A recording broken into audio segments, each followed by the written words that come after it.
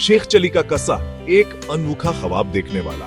शेख चली, यह नाम सुनते ही गांव वालों के चेहरों पर मुस्कुराहट फैल जाती और बुजुर्गों में खसर फसर शुरू हो जाती। वो आम गांव वालों जैसा नहीं था, बिल्कुल नहीं। शेख चली एक ख्वाब देखने वाला, एक ख्याली पुलाव पकाने वाला और ऐसे अजीबो गरीब कसे घड़ने वाला था कि सुनकर बादल बेशर्मा जाए।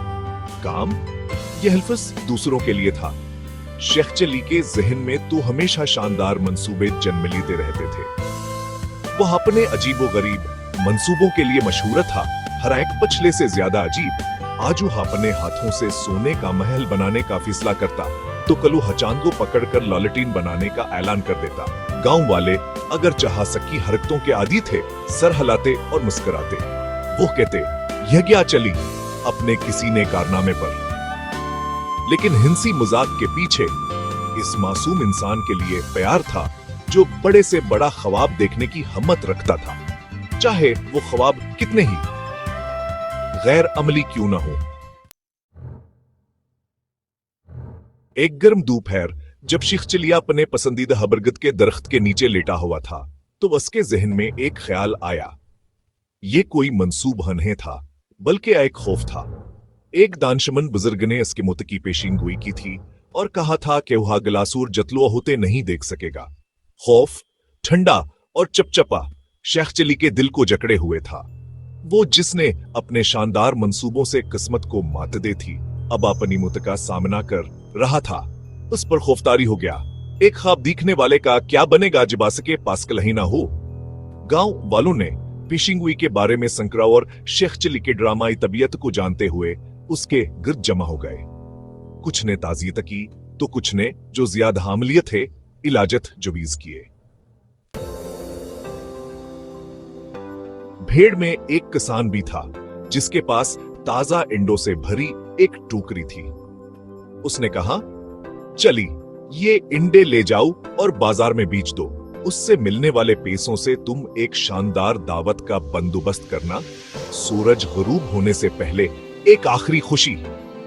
अब शेख चली को कभी काम पसंद नहीं था, लेकिन एक आखिरी शानदार खाने, एक बादशाह के लायक दावत का ख्याल इतना दिलकश था कि वो खुद को रोक ना सका। उसने टोकरी छीन ली। बने हुए गोश्त और शहद वाली मिठाइयों के ख्वाब इसकी आंखों में नाचने लगे। उसने ऐलान किया, फिक्र ना करो मेरे दोस्त, मैं इतनी दौलत लेकर वापस आऊंगा कि पूरे गांव को खाना खिला सकूं। ये कहकर वो बाजार की तरफ रवाना हो गया। गुरूब होते सूरज की लंबी परछाइयां उसके पीछे पीछे चल रही थी।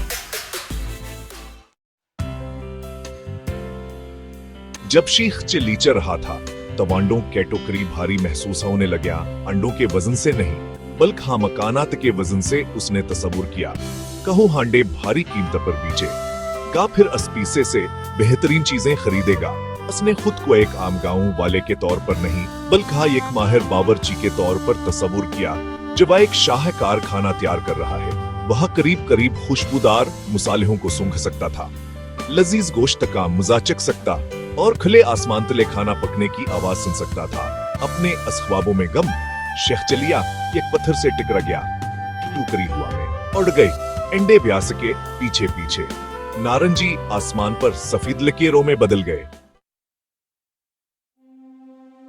शेख चली के नाक में जो खुशबू आई वह किसी अजीब व गरीब मुसालहे कैन है, बल्कि किसी ऐसी चीज की थी जो बेहद ज्यादा हनागवार थी। टूटे हुए अंडे।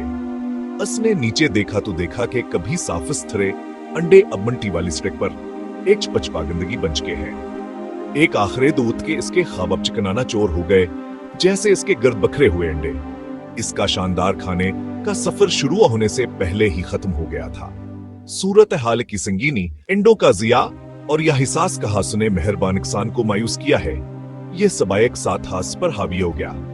इसकी आंखों में आंसू आ गए। वो सिर्फ एक ख्वाब देखने वाले नहीं था जिसने अपना ख्वाब खो दिया था। वह एक ऐसा आदमी था जब अपने दोस्त को नाकाम न चुका था। शेख चली की ताज हतरीन शरार तक की खबर गर्म हवा से भेजियाद हतीज जैसे फैल गई।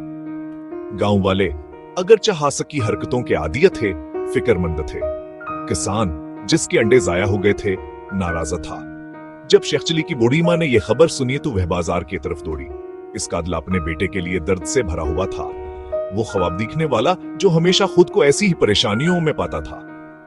बगैर किसी मलामत के इसने किसान को जाया दी। शधांडो का मावज अदा किया। उसके झरियों वाले हाथों ने वो चंद सके थमा दिए जो उसने बचाए थे।